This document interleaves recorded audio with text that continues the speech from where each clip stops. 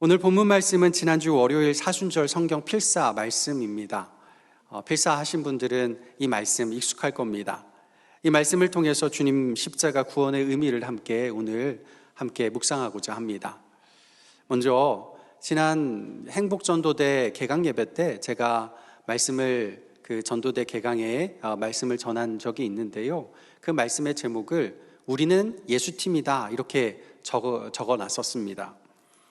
그저께 입국한 미국 LA 다저스의 야구 선수 오타니 있죠. 요즘 스포츠 신문의 일면을 계속 장식하고 있는데요. 이번 주 목요일 금요일에 여기 가까운 고척돔에서 미국 메이저리그 개막전이 벌어지게 되고 거기에 오타니가 출전을 하게 되어 있습니다. 저는 야구엔 별 관심이 없어서 사실 그런가 보다 하고 있었는데요. 제 주변에 지인 중에 야구 팬분이 시간 맞춰서 예매 사이트 들어갔는데 예매를 못했다는 거예요. 5분 만에 예매가 다 매진이 됐고, 이분도 예매 사이트에 딱 들어갔는데 한꺼번에 몰리니까 사이트가 다운돼 버렸다고 해요. 그래서 본인은 예매를 못했다 그러면서 저한테 그러더라고요. 저보고 고척동에 살아서 고척돔이 가까우니 참 좋겠다 넌, 그러더라고요.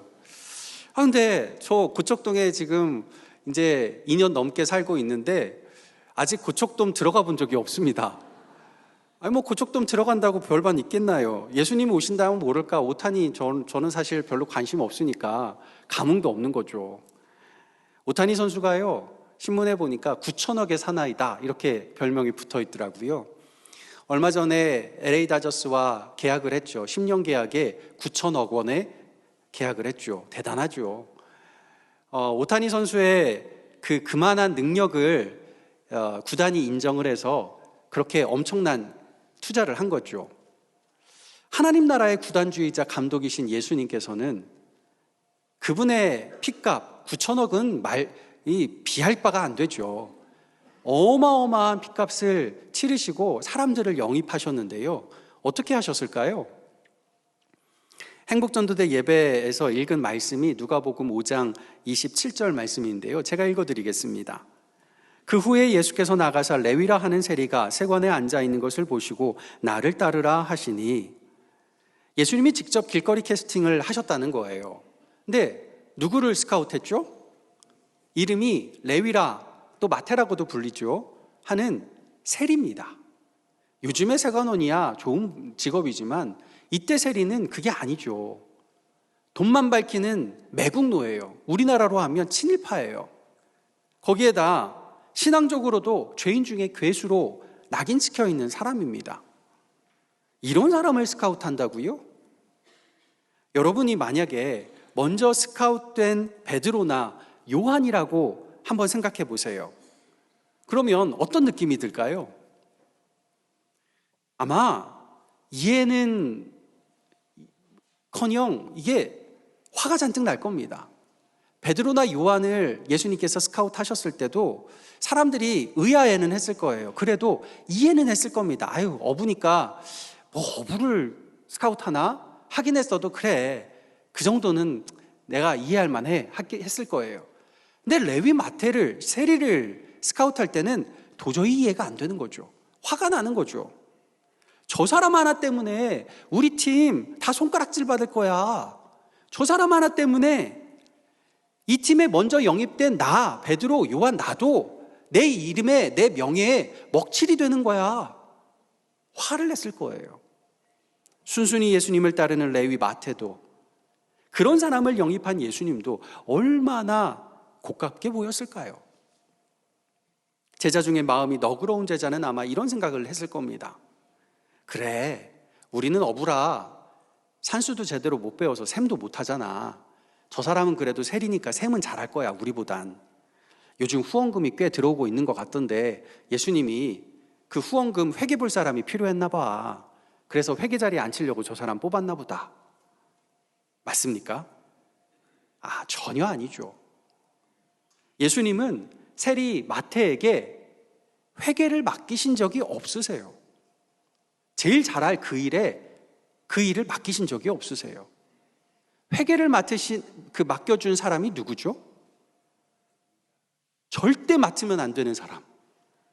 말 그대로 고양이에게 생선 갖다 주는 그 격인 돈 도둑, 가룟 유다에게 회개를 맡기셨어요. 그래서 돈 도둑질 했잖아요. 그러면 이거 예수님 책임져야 될 문제 아니겠습니까? 예수님 비난해야 마땅하지 않습니까? 근데 예수님은요, 이런 것에 아무 관심이 없으셔요. 아까 이호상 장로님 기도하시다가 중간에 미얀마를 위해서 기도하는 기도 문구를 제가 듣고 불쑥 생각이 난 기도 편지가 있었습니다. 지난주 중에 미얀마에 알고 지내는 선교사님의 기도 편지가 한번 왔었는데요. 아시다시피 3년 전에 쿠데타가 일어나고 군부가 들어서면서 이 선교사님도 잠깐 피신해 왔다가 다시 미얀마에 들어가서 계속 사역하고 있습니다. 근데 그 기도 편지에 나와 있는 내용을 보니까 미얀마 군부가 이제 더 이상 자기 밑에 불일 군인들이 많지 않은 거예요. 그래서 얼마 전에 청년들, 남자든 여자든 무작위로 청년들 차출해서 하겠다 명령을 내렸다고 합니다. 그러다 보니까 교회 안에 있는 청년 사역 많이 하시는 선교사님인데 청년들이 벌벌벌 떨고 있대요. 거기 끌려가면 어떻게 될지 알지를 못하니까. 거기에다가 청년 사역을 하고 있는 선교사님이다 보니까 헛짓하면 경찰서에서 불려간대요. 경찰서에 불려간대요. 지금 뭐 하고 있느냐 하는 거죠. 그래서 그 교회의 청년들을 위해서 기도해달라 하는 기도 편지를 받은 기억이 났습니다. 제가 그거 보면서 또 아까 기도 들으면서 그런 생각이 들었어요. 정말 우리가 너무 편한 시대에 너무 편하게 예수님 믿고 있나 보다, 이런 생각이 들었어요. 복음 전하다가 박해를 받는 시대에 그런 사회에 살지 않다 보니까 너무 편해져서 우리 교회에서 고민하고 또 생각하고 애쓰는 일들이 정말 예수님 하나도 신경 안 쓰시는 일들, 그런 것만 가지고 우리가 붙들고 살아가는 거 아닌가, 나 자신이 그러고 있는 거 아닌가, 그런 회개가 들었습니다. 예수님이 이런 거 아무 신경도 안 쓰세요. 가룟 유다가 회개를 맡든 누가 뭐를 맡든 관심이 없으세요. 예수님은 자격도 안 되는 사람을 선발하신 것만 아니라 재능에 따라 일을 배분하시지도 않으셨어요. 예수님이 야구팀 감독이라면 최악의 감독일 겁니다. 반대로 말하면 뭘까요? 나는 이 정도면 자격 있다 생각하는 사람은 예수팀에 들어올 수가 없습니다. 내 능력에 맞는 이런 주님의 일을 내가 해야 된다 생각하는 사람은 예수팀에선 그 일은 절대로 맡으시면 안 돼요. 예수님은 오직 예수님의 권위와 능력으로 이끌어져 나가는 팀이고, 선발된 선수의 자격이나 능력으로 이끌어져 나가는 팀이 아닙니다. 잘하고 못하고는 우리 판단이 아니고요, 예수님 결정이에요. 사람들이 못한다고 해도 예수님 잘한다고 하시면 잘하는 거예요. 그러기에 예수팀은 오직 예수만 전하면 되는 겁니다. 박해가 없는 시대라고 예수 전하는 게 너무 해이해졌어요. 오히려 더 예수님 전해야 되는, 그것이 우리의 사명이고 그것이 우리가 구원받은 이유인 것이죠. 이 예수팀에 가장 안 맞는 급한 왕이 오늘 본문에 나옵니다. 누군가요? 제정신 가진 사람이라면 절대로 우리 팀에는 끼워줄 수도 없고 끼워주어서도 안 될 사람, 나중에 바울이라 불리는 사울입니다. 1절에 이렇게 말씀해요. 사울이 주의 제자들에 대하여 여전히 위협과 살기가 등등하여 대제사장에게 가서, 후에 바울로 불리게 되는 사울은요, 교회를 박해하는 자였어요. 주의 제자들에 대하여 위협과 살기가 등등했다 합니다. 이 말을 직역하면 이렇게 번역이 됩니다. 위협과 살인의 거친 숨을 내쉬었다. 여러분, 숨 쉴 때마다 살기의 냄새가 느껴지는 사람, 무시무시한 사람이죠. 숨 냄새만 맡아도 가슴이 오그라듭니다. 절대 같은 공간에서 같은 공기를 마시고 싶지 않은 사람인 거죠. 그가 대제사장에게 갔다고 하는데 왜 갔습니까? 2절에 나옵니다. 다메섹 여러 회당에 가져갈 공문을 청하니 이는 만일 그 도를 따르는 사람을 만나면 남녀를 막론하고 결박하여 예루살렘으로 잡아오려 함이라. 이때만이 아니에요. 앞서 사도행전 7장 58절과 8장 1절에서 사울이 처음 등장하는데요. 7장 58절에 보면 예루살렘 사람들이 스데반을 돌을 들어 죽이죠. 그때 그 일을 주동했던 사람이 사울이라고 나옵니다. 8장 1절에는요, 이 사울, 이 한 사람 때문에 예루살렘 교회에 큰 박해가 있었고, 그 박해 때문에 교회에서 사도들 외에는 모두 다 뿔뿔이 흩어졌다는 얘기예요. 교회를 흐트러뜨린 사람입니다. 이런 사람이 예수팀에 들어온다? 말도 안 되는 얘기죠. 사울은 이후에도 그의 평생에 많은 사람들이, 그것도 예수 안 믿는 사람 아니고 예수 잘 믿는다고 하는 사람들이 이 사울에게 수많은 질타를 던졌던 사람입니다. 어떤 질타일까요? 넌 예수님의 12제자에 속하지도 않은 사람이니 너는 사도라 불릴 자격이 없어. 너는 말주변도 없고 설교도 지루하니 너는 설교자라고 불릴 능력도 없어. 정확히 맞는 말이죠. 정확히 맞아요. 하지만 우리 팀의 감독 예수께서 사울을 위대한 이방인의 사도 바울로 택해 주셨으니, 스카우트 해 주셨으니 누가 감히 뭐라고 하겠습니까? 우리도 마찬가지입니다.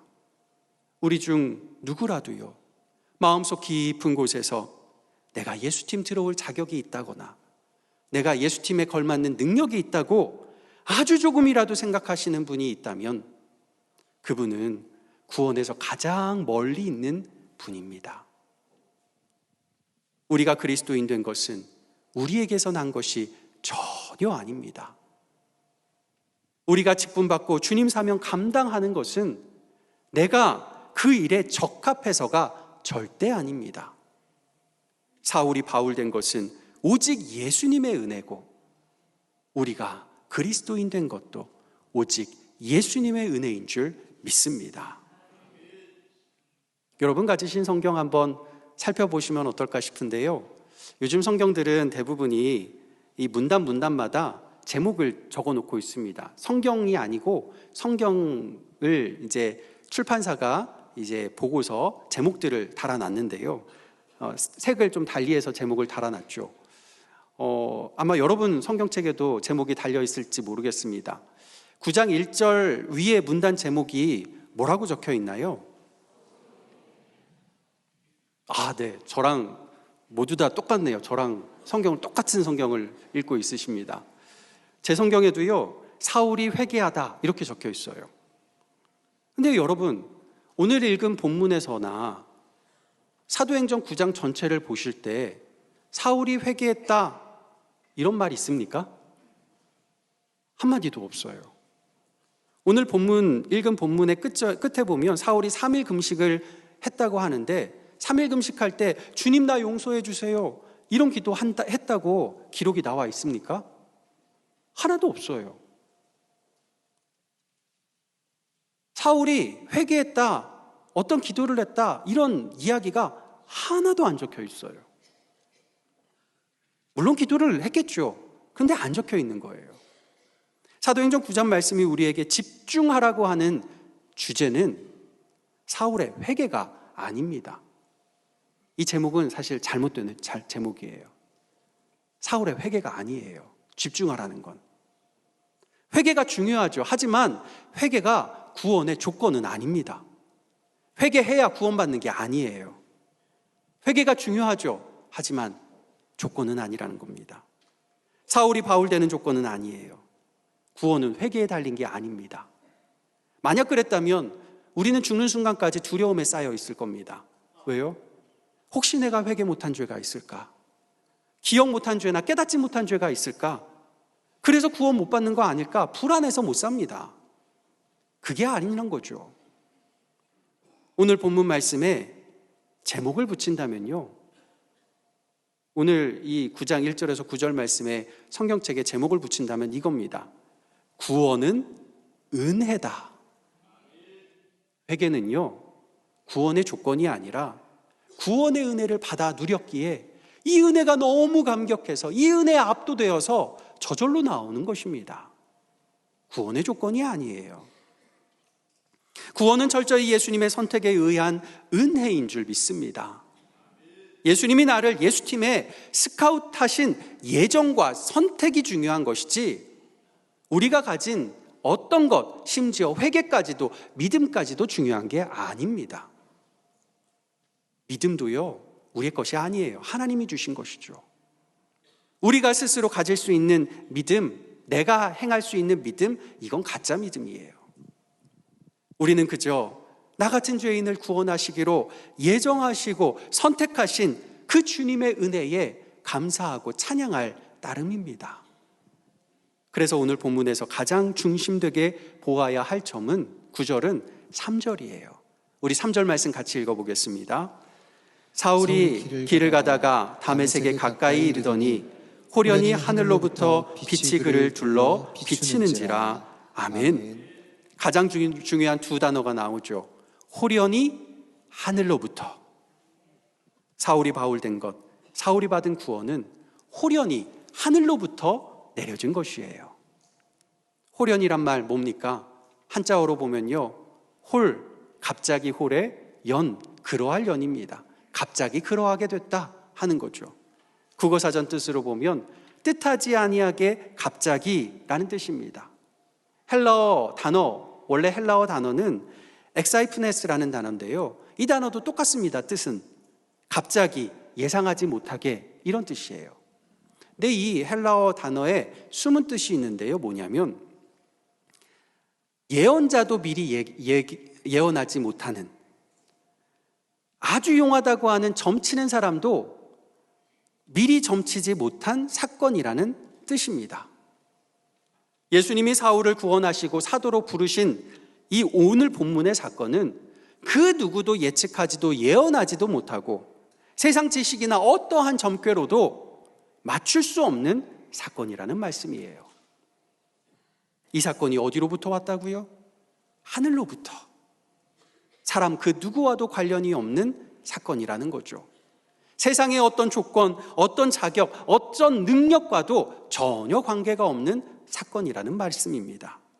오직 하늘 하나님, 우리와는 차원이 다르고 세상과 우주를 초월하신 하늘 하나님의 그 하나님의 보좌로부터 내려온 사건이라는 말씀입니다. 여러분, 그래서요, 오늘 내가 죽어도 나는 구원받을 수 있는 거예요. 나에게 조건이, 구원의 조건이 달려있으면 죽을 때까지 불안하지만 나하고는 상관없이 구원이 예정되어 있는 거예요. 결정되어 있는 거죠. 그러니 나는 확신할 수 있는 겁니다. 예수님이 날 선택하셨기에 나는 구원받는 겁니다.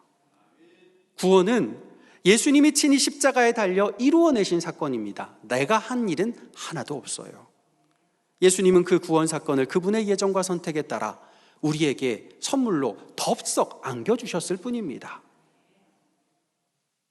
이런 질문 있지요. 예수님 왜 날 택하셨나요? 이건요, 대답이 불가능한 질문이에요. 이런 질문이랑 똑같아요. 엄마, 왜 날 사랑하세요? 이거 대답할 수 있으세요? 이유를 대는 순간 그 이유가 잘못된 이유죠. 그렇지 않습니까? 이유가 없어요. 내 아들, 내 딸이기 때문에 이유가 없는 거예요. 예수님이 날 택하신 거, 우리 택하신 거 아무 이유가 없어요. 그래서 이해가 안 되죠. 왜 택하셨나? 이유가 없어요. 아무 이유 없이 우리를 택해 주신 거예요. 그러기에 주님의 은혜인 것입니다. 그러기에 우리는 그저 그 은혜 앞에, 은혜에 압도되어 엎드러져 있기만 하면 됩니다. 엎드러지는 거는 행위가 아니에요. 그 은혜가 너무 커, 그 은혜에 압도되어 엎드러진 거죠. 내가 행한 건 없습니다. 주님이 다 행하셨고 우리는 그 구원의 빛 아래에서 엎드러지기만 하면 주님의 음성을 듣게 되는 줄 믿습니다. 그것이 4절 말씀이에요. 우리 4절 같이 읽어보겠습니다. 땅에 엎드러져 들음에 소리가 있어 이르시되 사울아 사울아 내가 어찌하여 나를 박해하느냐 하시거늘. 아멘. 이 음성에 사울은 5절에 묻습니다. 주여 누구십니까? 예수님이 대답하시죠. 나는 네가 박해하는 예수라. 여기서 박해하는 이 말이요, 현재형 동사로 쓰인 단어입니다. 과거가 아니에요. 네가 박해했던 예수가 아니라 지금 네가 나를 박해하고 있는데 네가 박해하는 내가 예수다, 그럽니다. 예수님은 사울이 회개하며 기도할 때 찾아오신 게 아닙니다. 이제 박해하는 발걸음을 뉘우칠까 말까 고민하고 있을 때 찾아오신 것도 아니에요. 언제 찾아오셨다고요? 예수님을 박해하고 있는 그때, 회개할 때가 아닙니다. 사울이 예수님을 박해하고 있을 때, 그러니 사울이 받은 구원은 오직 주의 은혜인 것입니다. 그런데 사울이 본 적도 없고 만나본 적도 없는 예수를 어떻게 박해할 수 있다는 말입니까? 이런 거죠. 내 제자를 박해하는 너는 나를 박해하는 것이다. 내 제자를 박해하면 나를 박해하는 거나 마찬가지다. 똑같이 받는다 하는 거예요. 무시무시한 말씀입니다. 우리가 교회 생활하면서 정말 조심해야 할 말씀입니다. 함께 믿는 믿음의 형제자매 중에 내 마음에 들지 않은 사람, 내 성에 차지 않은 사람이 있을지 모르겠습니다. 저 사람은 자격도 안 되고 능력도 안 되는 사람이야, 판단하는 사람도 있을 겁니다. 저런 식으로 실수하고 모자라게 교회 일하면 안 돼, 뒤에서 수근수근 대는 사람도 있을지 모르겠습니다. 이런 말 다 우리 예수님께 하는 말로 듣는다는 이야기예요. 모자란 그들 모두, 모자라게 행하는 그들 모두 다 누가 스카우트한 거죠? 예수님. 그들이 잘못됐다, 잘못한다 말하는 그 순간, 그건 스카우트한 예수님이 잘못됐다, 잘못한다 말하는 이야기라는 거예요. 여러분은 예수님을 박해하고 있습니까? 아니면 예수님을 자랑하고 있습니까? 부디 주의 제자들을 축복하심으로 그 사람을 선택하신 예수님을 자랑하는 주의 백성 될 수 있기를 예수님의 이름으로 축복합니다. 그러니 기존교회 성도들도 바울된 사울을 받아들이라 말씀하시는 거예요. 너희도 사울처럼 자격 없고 능력 없는데 택해 주셨다는 거죠. 이 받아들임이 주님 구원의 은혜를 경험한 사람의 모습이다 하는 겁니다. 오늘 본문 다음에 보면 이 주님의 음성을 들은 주의 제자 한 사람이 나옵니다. 아나니아죠. 이 사람은 17절에 사울을 찾아가 말을 합니다. 나를 죽이러 온 사람, 나를 박해하러 온 사람, 내 원수인데 뭐라고 부르죠? 형제 사울아. 원수가 형제가 되었어요. 교회들의 표현을 보다 보면 초대교회로 돌아가자 이런 문구들을 심심찮게 봅니다. 사실 초대교회나 현대교회나 사는 모습은 별반 차이가 없어요. 그때나 지금이나 교회 안에서 모습들, 살아가는 모습들은 똑같습니다. 그러나 중요한 차이점이 하나 있어요. 그건 압도된 감격, 그것이 있다는 거예요. 사람으로 말미암지 않은 구원, 호련히 하늘로부터 빛으로 둘러 비치는 구원, 예수님의 은혜로만 성취된 구원, 그 처절했던 십자가의 구원을 눈으로 직접 목도한 이들의 압도된 감격, 그 처절한 십자가를 바라보면서 날 이렇게 사랑하고 날 이렇게 구원해 주신 그 예수님, 그 놀라운 은혜에 압도된 감격, 그것이 초대교회에는 있었습니다. 이 압도된 감격은 첫째, 나 같은 죄인이 아무 공로 없이 구원받은 감격이고, 둘째, 나보다 더하다고 생각한 저 사람도, 저 죄인도 구원받아 한 형제자매로 형제라, 자매라 부르게 된 감격입니다. 사순절을 지내며 우리 고척교회도 이 십자가 구원의 은혜에 압도되어서 감격하며 복음 전하길 원합니다. 호련히 하늘로부터 둘러 비추어 우리를 압도하는 구원의 감격에 기뻐하며 감사하며 전도하는 이 한 주 되기를 예수님의 이름으로 간절히 축복합니다. 기도하겠습니다. 아버지 하나님, 아무 공로 없는 우리를 주 예수의 십자가 보혈로 구원하여 주셨음에 감사드립니다. 그 구원의 은혜에 압도되어 감격하여 우리도 내 형제, 내 자매를, 믿음의 형제 자매를 사랑하며 아끼며 소중히 여기고 함께 하나님 예수의 한 팀으로 살아갈 수 있도록 주께서 은혜 허락하여 주시옵소서. 예수 그리스도의 이름으로 기도하옵나이다. 아멘.